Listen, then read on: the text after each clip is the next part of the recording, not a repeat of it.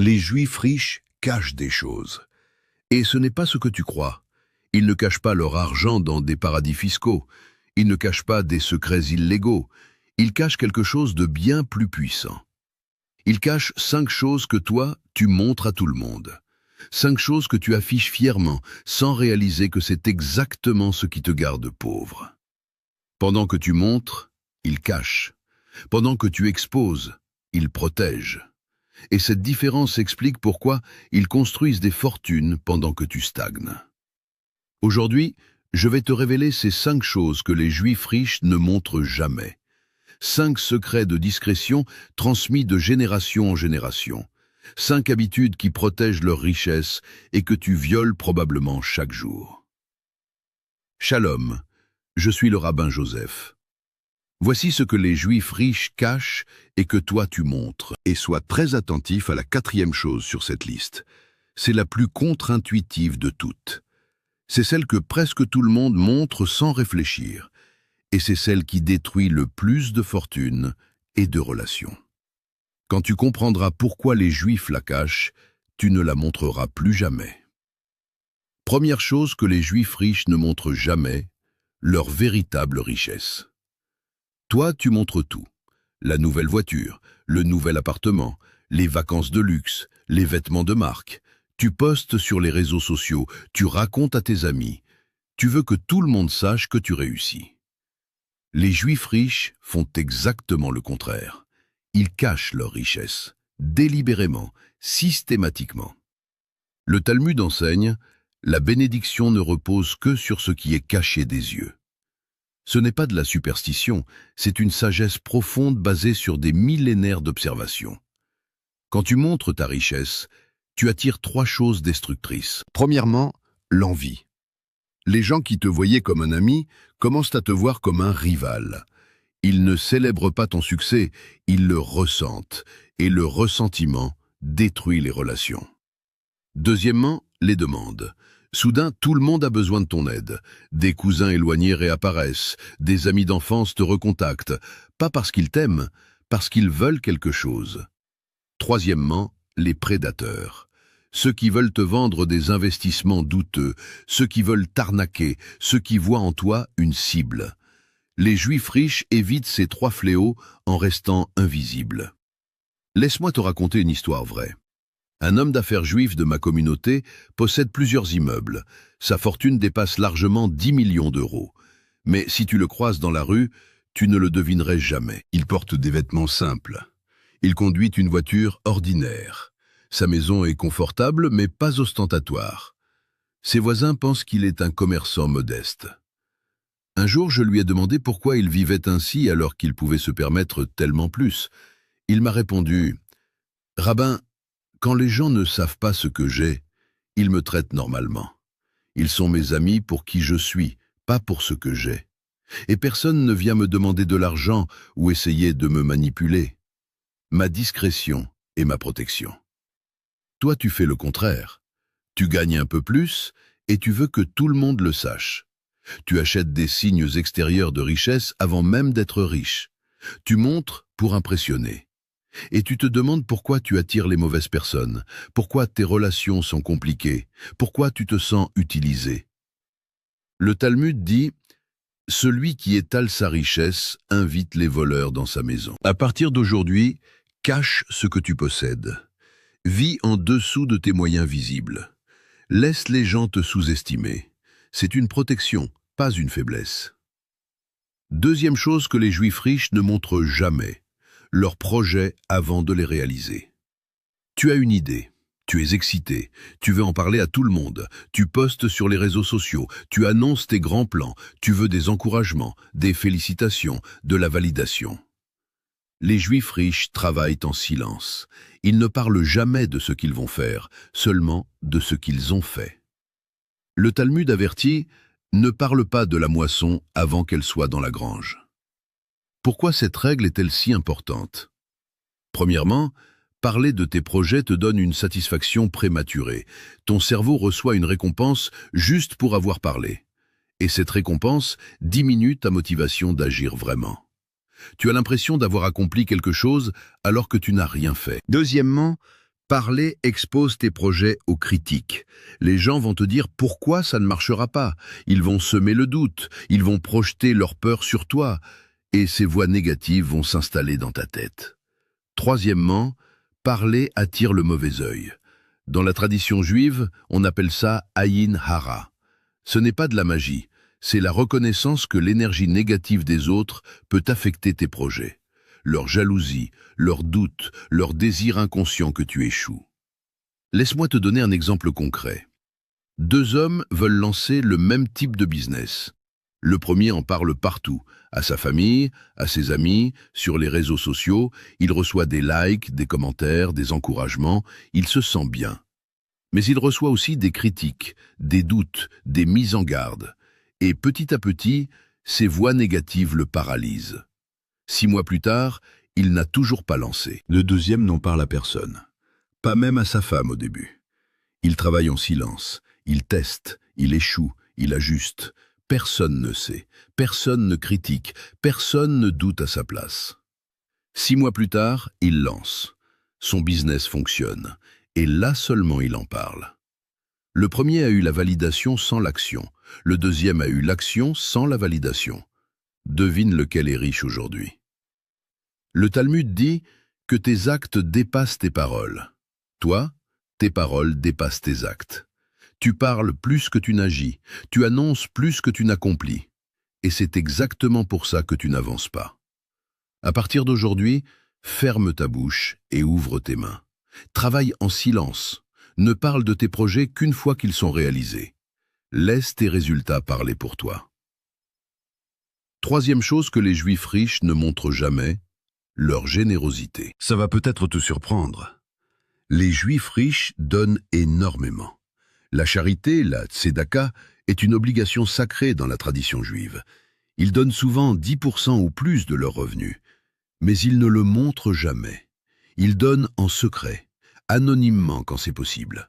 Le Talmud enseigne, la plus haute forme de charité est celle où le donneur ne connaît pas le receveur et le receveur ne connaît pas le donneur. Toi, quand tu donnes, tu veux que ça se sache. Tu postes sur les réseaux sociaux, tu racontes à tes amis, tu attends de la reconnaissance, de l'admiration, des compliments sur ta générosité. Les Juifs riches voient ça comme une corruption de l'acte de donner. Pourquoi?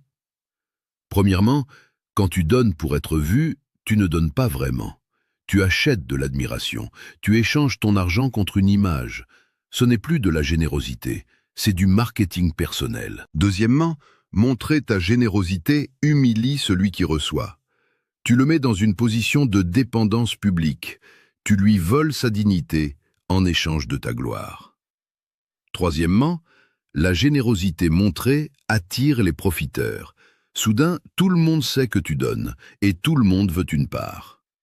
Il y a une histoire célèbre dans la tradition juive. Un homme riche donnait secrètement de l'argent aux familles pauvres de son village. Chaque nuit, il glissait des enveloppes sous les portes. Personne ne savait que c'était lui. Un jour, quelqu'un l'a vu.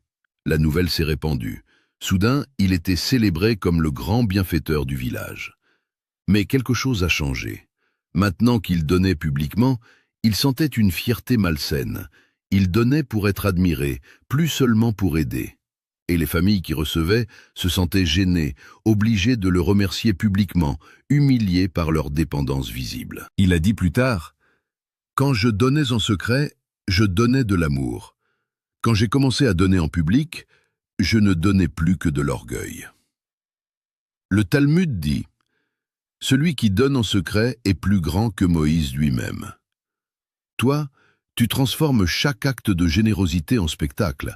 Tu veux des applaudissements pour ta bonté, et en faisant ça, tu détruis la pureté de ton geste. À partir d'aujourd'hui, donne en secret. Aide sans le dire, sois généreux sans témoin, c'est la vraie générosité. Celle qui transforme ton âme et qui attire les vraies bénédictions. Quatrième chose que les Juifs riches ne montrent jamais, c'est ici que tout change. Cette chose, tu la montres constamment, sur les réseaux sociaux, à tes amis, à ta famille, à tes collègues. Tu penses que c'est normal, que c'est humain, que ça crée de la connexion. Mais les Juifs riches ne le font jamais. Et cette différence est peut-être la plus importante de toutes. Les Juifs riches ne montrent jamais leurs problèmes. Le Talmud dit « Ne révèle pas tes blessures à celui qui n'a pas de baume pour les guérir ». Toi, tu racontes tes problèmes à tout le monde. Tes difficultés financières, tes soucis de couple, tes conflits au travail, tes angoisses, tes échecs. Tu postes tes frustrations en ligne, tu te plains à tes collègues, tu partages tes inquiétudes avec quiconque veut t'écouter. Tu penses que ça te soulage, que ça crée de l'empathie, que les gens vont t'aider. Mais regarde ce qui se passe vraiment. Premièrement, montrer tes problèmes te définit par tes problèmes. Les gens commencent à te voir comme quelqu'un qui a des problèmes, pas comme quelqu'un qui réussit, pas comme quelqu'un de fort, comme quelqu'un de problématique. Deuxièmement, très peu de gens peuvent vraiment t'aider. La plupart ne peuvent qu'écouter, et écouter sans aider ne résout rien. Ça te fait juste revivre le problème encore et encore. Troisièmement, et c'est le plus dangereux, certaines personnes sont secrètement contentes de tes problèmes. Elles ne te le diront jamais. Mais tes difficultés les rassurent. Elles se sentent mieux en sachant que tu vas mal. Elles savourent ta douleur. Les Juifs riches comprennent cette réalité. Ils gardent leurs problèmes pour eux. Ils ne les partagent qu'avec des personnes de confiance absolue qui peuvent réellement aider. Laisse-moi te raconter une histoire qui m'a été confiée. Un entrepreneur juif traversait la pire période de sa vie. Son business était au bord de la faillite. Son mariage était en crise. Sa santé se dégradait. Personne ne le savait. À l'extérieur, il restait le même, calme, confiant, souriant. Il continuait à travailler, à chercher des solutions, à se battre. Il ne s'est confié qu'à 2 personnes, son rabbin et un ami d'enfance qui avait traversé des difficultés similaires. 2 ans plus tard, il avait sauvé son business, reconstruit son mariage et retrouvé sa santé. Un jour, il m'a expliqué pourquoi il n'avait rien montré. Si j'avais montré mes problèmes, mes clients auraient perdu confiance. Mes fournisseurs auraient exigé d'être payés immédiatement. Mes concurrents auraient attaqué. Mes employés auraient paniqué. Mon problème serait devenu 10 problèmes. En gardant le silence, j'ai gardé le contrôle. J'ai pu résoudre mes difficultés sans que le monde entier s'en mêle. Le Talmud enseigne « Ton ennemi ne doit jamais connaître ta faiblesse. Et dans le monde, tu as plus d'ennemis que tu ne le penses. » Toi, tu offres tes faiblesses sur un plateau d'argent. Tu montres exactement où frapper. Et ensuite, tu te demandes pourquoi les gens te traitent mal. À partir d'aujourd'hui, garde tes problèmes pour toi. Ne les partage qu'avec des personnes de confiance absolue qui peuvent réellement t'aider. Reste fort en public, pleure en privé si tu dois pleurer, mais ne donne jamais à personne l'arme pour te détruire. 5e chose que les Juifs riches ne montrent jamais, leur vrai revenu. Toi, tu parles de ton salaire, tu compares avec tes collègues, tu racontes combien tu as gagné sur un investissement, tu affiches tes gains. Les Juifs riches ne révèlent jamais combien ils gagnent, jamais, à personne, même pas à leurs proches parfois. Le Talmud dit « Celui qui révèle ses revenus révèle sa vulnérabilité ». Pourquoi cette discrétion absolue? Premièrement, révéler tes revenus crée des attentes. Si les gens savent combien tu gagnes, ils attendent que tu dépenses en conséquence, que tu payes plus souvent au restaurant, que tu fasses des cadeaux plus chers, que tu aides plus généreusement. Tu deviens prisonnier de leur perception. Deuxièmement, révéler tes revenus invite la comparaison. Ceux qui gagnent moins te jalousent, ceux qui gagnent plus te méprisent. Tu ne peux pas gagner. La comparaison détruit les relations. Troisièmement, révéler tes revenus te rend prévisible. Les gens savent ce que tu peux faire, ce que tu peux te permettre, ce que tu as probablement économisé. Tu perds tout avantage dans les négociations de la vie. Il y a un proverbe dans les familles juives, « Même ton frère n'a pas besoin de savoir combien tu gagnes ». Ce n'est pas par manque de confiance, c'est par sagesse. Parce que l'argent change les relations, parce que les chiffres créent des jugements, parce que la discrétion protège tout le monde. Laisse-moi te donner un exemple concret. 2 frères. L'un gagne 10 000 € par mois, l'autre gagne 3 000 €. Si les 2 connaissent les revenus de l'autre, la relation change. Le premier se sent coupable ou supérieur, le deuxième se sent jaloux ou inférieur. Chaque cadeau devient pesé, chaque invitation devient compliquée. L'argent s'installe entre eux comme un mur invisible. Maintenant, imagine qu'aucun ne connaisse les revenus de l'autre. Ils se traitent comme des égaux. Ils partagent des moments sans calculer. Leur relation reste pure. Les Juifs riches comprennent cela instinctivement. Ils ne parlent jamais de chiffres, jamais de combien ils ont gagné, jamais de combien vaut leur maison, jamais de combien ils ont en banque. Et c'est exactement pour ça que leurs relations familiales et amicales restent solides, génération après génération. Toi, tu racontes tout. Ton salaire, tes primes, tes investissements, tes dettes aussi parfois. Et tu te demandes pourquoi tes relations sont compliquées. Pourquoi les gens te jugent? Pourquoi tu te sens toujours comparé? Le Talmud enseigne. 3 choses doivent rester cachées pour porter leurs fruits. Les semailles, la grossesse et les revenus. À partir d'aujourd'hui, ne parle plus jamais de combien tu gagnes. À personne. Que tu gagnes peu ou beaucoup, garde ce chiffre pour toi. C'est ta vie privée, c'est ta protection, c'est ta liberté. Récapitulons les 5 choses que les Juifs riches ne montrent jamais. Premièrement, leur véritable richesse. Ils vivent discrètement pour éviter l'envie, les demandes et les prédateurs. Toi, tu affiches tout et tu attires les problèmes. Deuxièmement, leurs projets avant de les réaliser. Ils travaillent en silence et parlent après. Toi, tu annonces tout et tu finis par ne rien faire. Troisièmement, leur générosité. Ils donnent en secret pour préserver la pureté de l'acte. Toi, tu transformes chaque don en spectacle pour ton ego. Quatrièmement, leurs problèmes. Ils gardent leurs difficultés pour eux et ne les partagent qu'avec ceux qui peuvent vraiment aider. Toi, tu exposes tes faiblesses au monde entier. Cinquièmement, leurs vrais revenus. Ils ne parlent jamais de chiffres pour protéger leurs relations et leur liberté. Toi, tu racontes tout et tu crées des murs invisibles. Ces 5 règles de discrétion ont protégé la richesse juive pendant des millénaires. Elles ont permis aux familles de construire des fortunes sans attirer la destruction.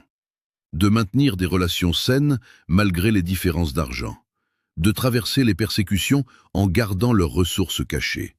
La discrétion est un super pouvoir. Et toi, tu l'as abandonné. Tu vis dans un monde qui te pousse à tout montrer. Les réseaux sociaux t'encouragent à exposer ta vie. La société te dit que montrer, c'est exister. Que si tu ne partages pas, tu rates quelque chose. C'est un mensonge qui enrichit ceux qui possèdent les plateformes et qui appauvrit ceux qui les utilisent. Les Juifs riches ne sont pas tombés dans ce piège. Ils restent invisibles dans un monde d'exhibitionnisme. Ils gardent leurs secrets dans un monde de transparence forcée. Et c'est exactement pour ça qu'ils prospèrent pendant que d'autres s'appauvrissent. Maintenant, tu connais leurs secrets de discrétion. Tu sais ce qu'ils cachent. Tu sais pourquoi ils le cachent. La question est, vas-tu continuer à tout montrer ou vas-tu commencer à protéger ce qui compte vraiment? Choisis une seule de ces 5 choses, celle que tu montres le plus, celle qui te cause le plus de problèmes, et décide de la cacher à partir d'aujourd'hui. Tu n'as pas besoin de tout changer d'un coup. Un seul changement, une seule nouvelle habitude de discrétion, et regarde ce qui se transforme dans ta vie. Le Talmud promet, celui qui garde ses secrets, garde sa fortune. Garde tes secrets, garde ta fortune. Shalom. Et que l'Éternel bénisse chaque silence que tu choisiras à partir d'aujourd'hui.